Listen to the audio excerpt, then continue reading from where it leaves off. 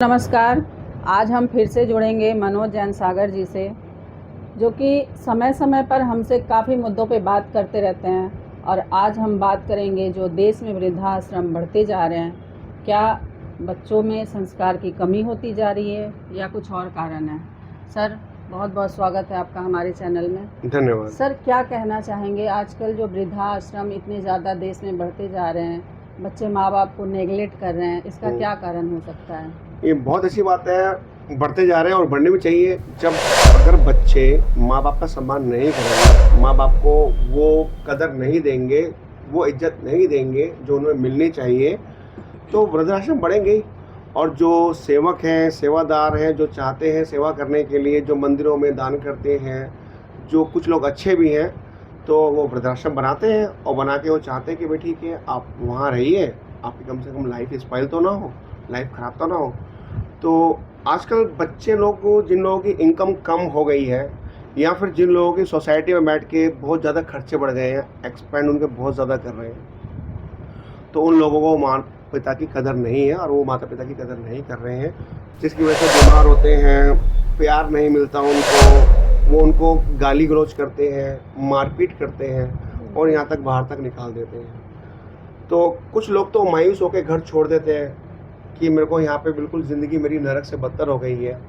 और कुछ लोगों को बच्चे धक्का देके बाहर निकाल देते हैं कि भाई आप यहाँ पे, अब हमारे पास पैसे नहीं है आपका इलाज कराने के लिए या आपको पालने के लिए, क्योंकि हमारी इनकम इतनी नहीं है। या छोटे वाले भाई के पास चले जाओ, मम्मी या पापा, आप बड़ी बहन के पास चले जाओ या वहाँ चले जाओ।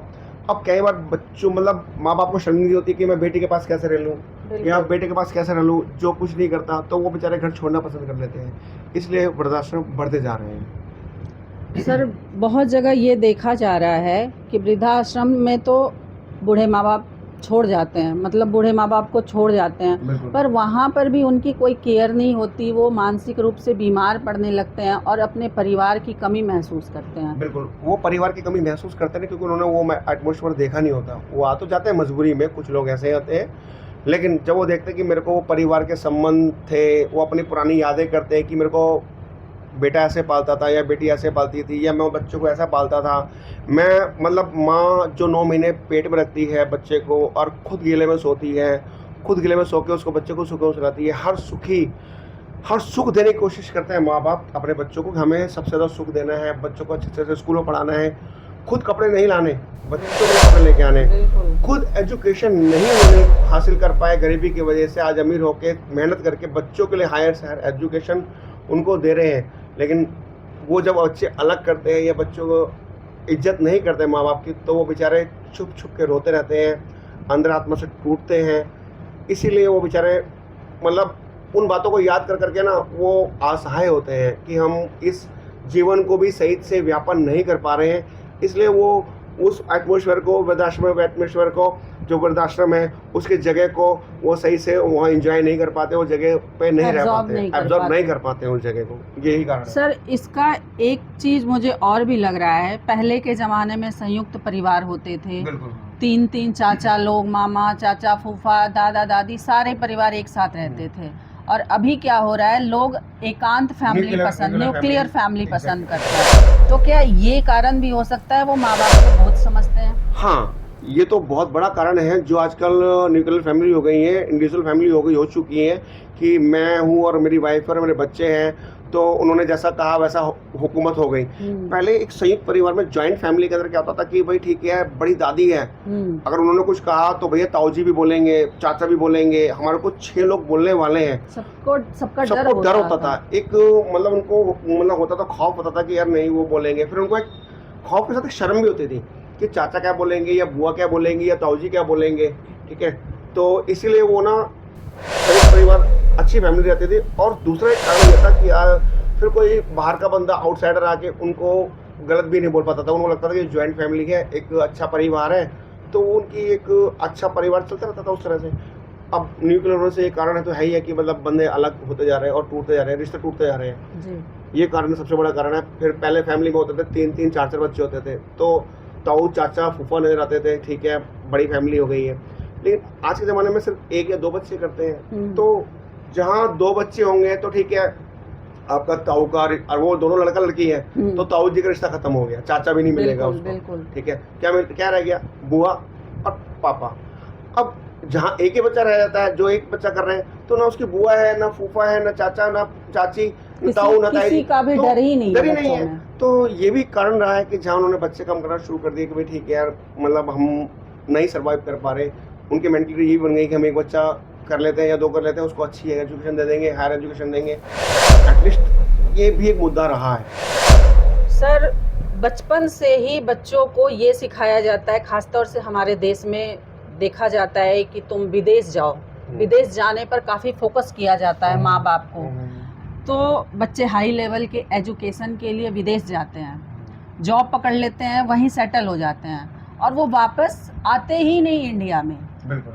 तो एक ये भी रीज़न हमको इसका कारण बताइए कि क्या ये सही है, बच्चे अगर विदेश में है तो क्या माँ बाप को यहाँ छोड़ सकते हैं या उनको साथ ले जाना चाहिए? वो कितना अकेला फील करते हैं? ये माँ बाप भी चाहते हैं, माँ बाप ले मतलब बच्चों को बाहर भेजते हैं जी, हायर एजुकेशन के लिए कि बच्चे पढ़ें लिखें और जो चीज़ इंडिया में नहीं मिल पा रही वो वहाँ पे से अपने क्वालिफाइड होके आए।